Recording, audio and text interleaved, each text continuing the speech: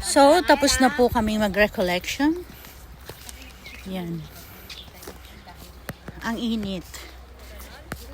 Nandito tayo sa Santa Marta Church in Jerusalem. Yan.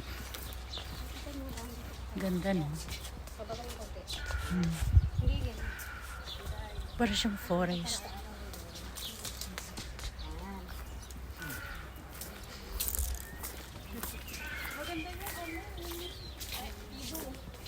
Ikaw ang akin.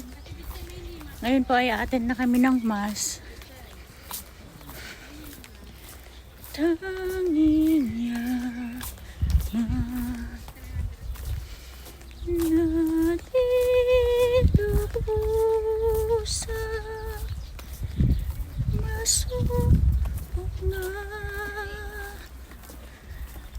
ang ilihan. Ito, puno ng almonds.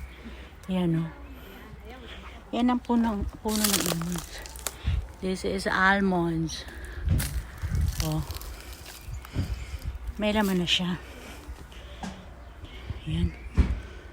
I know, it's pistachios. No. This is almond. Ang tigas. Grabe. Ito ang almonds. Sa loob niya, nandun yung seed. Ganito na. Pero ang tigas niya, hindi ko mabuksan. Ganito na siya pag na-dry. Then, makukuha mo na dun sa loob yung buto. Yung seed. No! Almonds, ayun o. Almonds ba yan? Yeah. Ito. Ito, mabuksan mo yan. Sige, tingnan mo.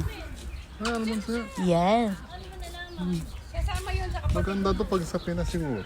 Paano mo itanim yan? This is almonds.